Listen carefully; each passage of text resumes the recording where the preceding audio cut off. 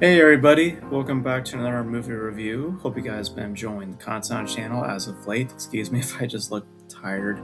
Just looked at my face in the camera, I look really tired. Um, just been real busy this week, and just figured to check this movie out because I have some connections to seeing this franchise, and just figured just with the new adaptation, just figured just to check it out and see how this one favored with the last attempt to bring in this franchise to the big screen. So, my brother just went and saw it. He's just relaxing, so I'm just kind of riding solo for this review. So, yeah. So that movie that we're going to be discussing today is Masters of the Universe, which was directed by Travis Knight, who you guys may be familiar with movies such as Bumblebee, Kubo and the Two Strings, as well as the upcoming Wildwood, which I'm looking forward to. That teaser was actually very interesting.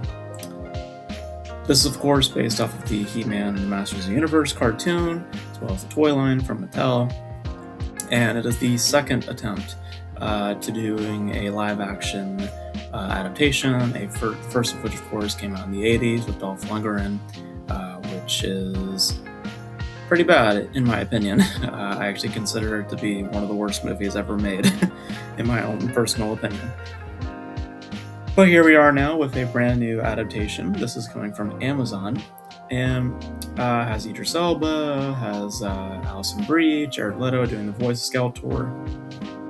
And as the story goes, we first are introduced to, I believe, the planet, right? The planet of Eternia.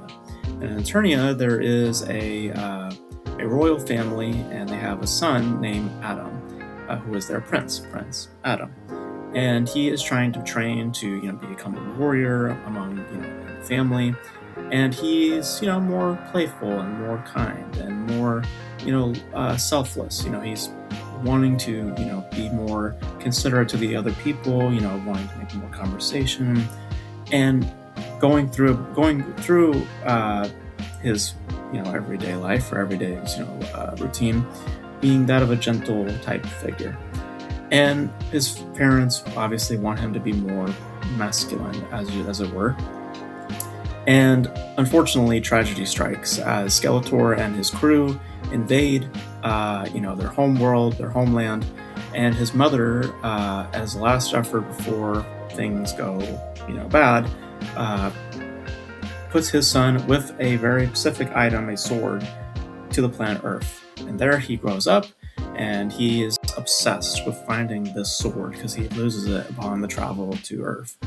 He eventually reunites with the sword, and he also reunites with some of his old companions, and they return to Eternia and try to reclaim their home and reclaim their rank with the supposed chosen one in the form of Adam. So I think the first thing to say up front is that I am not that familiar with Masters of the Universe in terms of media, like an overall franchise. I'm only familiar with the 80s film, which like I said, is one of the worst movies ever made in my personal opinion. So I'm only familiar with that. So I'm not familiar with the cartoon and never played with the toys. So, so all I can really judge it on is just by, the story, by the characters and all that sort of stuff. And I say all this because I think that the film is reveling a lot in that, the franchise as it stands. There's a lot of specific characters or visual things that probably, evoke that of the original cartoon or that of the franchise in general. And to me, it had no effect. There was no effect to seeing certain things, like a character can stretch his neck out. There's another character who can do this and that, and has a big arm and stuff like that. All that stuff does not really, dawn on me or anything like that. I just assume that it's a part of the original series or part of the cartoon or stuff like that. So that to me just doesn't really matter much to me. So all I can really judge it by is by the story and by the overall, developments and characterizations and stuff like that. And it should be noted also that this is a project that has been in development for years, a long time. This goes back to, I believe, the early 2000s. This was, being shopped around. They were, at one point, it was going to be, I think, at a WB with Legendary, and then it was at Sony, and then it was at Netflix, and now finally Amazon got a hold of it. And a part of it, of that journey, if you understand, if you know that, the backstory of this film getting made, you can kind of see where some of the cracks are already, because as a screenplay, it is, to me, the most damning part of the film, because a lot of what the film is structured by and the foundation of which it is residing in, this conversation about masculinity and the insecurities or the toxicities that can be discovered, and trying to become more of a true masculine figure, which is in service of protection and not for your own selfish desires. Not a bad overall messaging, but the supplying of that messaging is very problematic. And the way that it is being handled, it doesn't feel as if there is a sense of real sincerity as much as jokes and humor and finding ways to,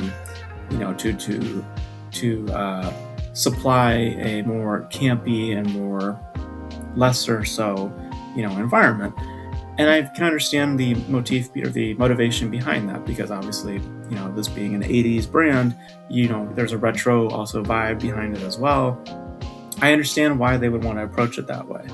But I think that for what the story is trying to do and the journey that the character is supposed to be on, trying to believe in themselves in some ways and to, become that of what the chosen one is supposed to be. Those arcs, the chosen ones are basically learning to believe in themselves and believe that they are capable of being that type of person.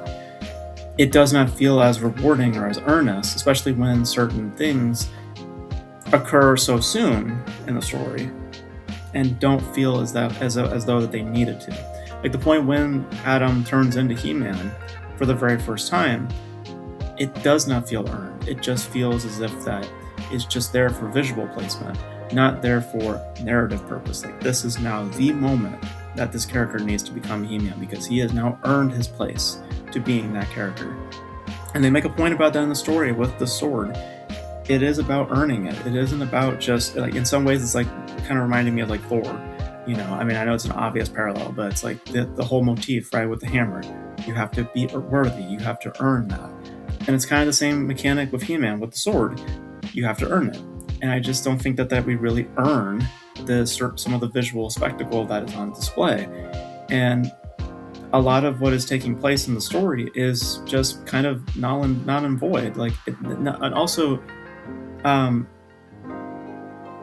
as developed. The relationship between He-Man and Teela just doesn't feel like it really has really materialized. And the whole portrayal of what He-Man is supposed to be. I get that he is supposed to be on Earth, this really kind of odd character, but a person out of his element.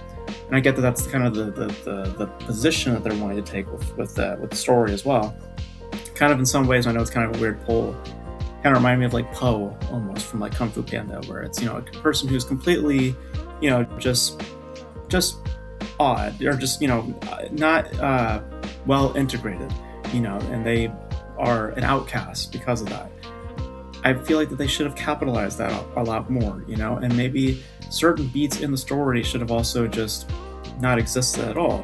Maybe He-Man should have not known anything about his past. Maybe there should have been like a memory wipe, or he's suppressing his trauma and thus he forgets it, and he's living a certain kind of life on Earth, and not just trying to find the sword, because that just leads to really awkward stuff, So I think fundamentally the flaw of the movie is the screenplay. I think that it's fundamentally, there's large issues to be found, particularly also within the dialogue of how it's like characters are speaking and just how they're also interacting with each other. Some of the performances feel a little stiff to me.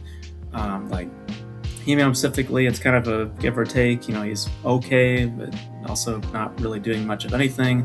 Teela, I also feel like, is not doing much of anything either. That specific actress, she just kind of is there. The standouts to me would honestly be Idris Elba, because I feel like he has more to do as a character, and Jared Leto, who when going into it, I know some people were having some issues with that casting, and I don't know why, but apparently Jared Leto has not done any press for the movie. I don't know if there's people were pointing that out. I don't know if that has anything to do with the production or if he was just busy. I have no idea. But I think he does a good job. I think that he finds that interesting balance between being the seriousness and then also having that comedic, presence.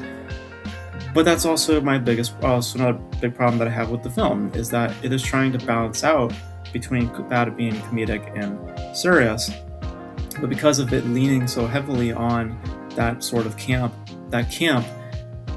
it favors something more than the other, and that is more to do in the vein of delivering comedy and being funny, and less so about cohesion, understanding, and sincerity.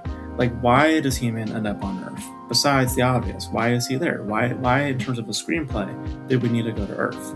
Why is it that we need, the sword to act as a certain thing when we find out later that the sword actually means absolutely nothing when you consider, the position that the story wants to make about the He-Man character? Why is the MacGuffin really not that much of a MacGuffin? Why tease certain things when they are very obvious and frank, or not provide development to really get to that place anyway? Like, the word that comes to mind is that it feels rushed. It feels rushed, and it feels as if there's not a whole lot going on, in terms of the activity of the story at play. So, it's not to say it's a terrible film. I think that there's some interesting visual flares here and there. Like I said, some of the performances are neat. I do like the some of the score. Has that nice retro bits flair to it, while also having that kind of like that epicness that it wants to present as well. But generally, as the story goes, I just don't feel like we're really getting a whole lot. I mean, it's essentially about masculinity and the varying dealings of that, or the varying depictions of it. A guy who is insecure about themselves, someone who's not confident, to someone who is full of themselves, and that of like Skeletor. But I just don't think that that's really as interesting. And I don't think that the story, also the way it's being presented and directed, it just doesn't feel like they're really wanting to harken on those points as much as just wanting to present more visual representations of what the cartoon probably was and stuff like that. So it's more concerned with aesthetic than it is with story, and it's disappointing in that regard. It's the dialogue, really. I think that it really needed to be fleshed out. There was apparently 4 writers attached to it. But if you are a fan of the material, I think that there probably is things here that you probably will like. There's a couple of post-credit scenes that you might find also intriguing that didn't mean much to me, because I don't know anything about the source material. But comparatively speaking to that 80s movie, this is a better movie, but as it stands as a film, it does still bear issues. Fundamentally, the screenplay is the biggest flaw to this film, because it just doesn't exactly, because at one point it asks, who are you? Like, it's kind of also wanting to attack the idea of placement, identity. Who are you as a person? Who are you going to be? And that kind of packages them with the whole masculine conversation they're wanting to have. I asked the movie the same question to some regard while watching it. What are you? And what are you trying to get across? And what is the purpose? And what is the thing to make me keep going and to keep following? And I feel like it stumbles in trying to find its answers. So those are my thoughts on Masters of the Universe. It's okay. I say that with trepidation. I'm not going to say it's terrible, but it's my brother probably said it best. It's something to watch. It's not to say it's bad. It's just to say, if it's on, I won't be bothered, but I would probably want to change the channel. So, but you guys, what are your thoughts on Masters of the Universe, if you guys have seen it? And of course, if you've seen the 80s film, the original film, let me know if you guys are, fans of that or not. I am not one of those. Did they get it right? It doesn't seem like it's going to do well either, as far as what I've been reading. A Scary Movie is doing better than this, so it's unfortunate. Probably will not end up getting a sequel. But let me know all your thoughts relating to He-Man in the comment section below. And that's gonna be it for this video, guys. Thank you guys for tuning in. And until then, I will catch you guys in the next video. Bye.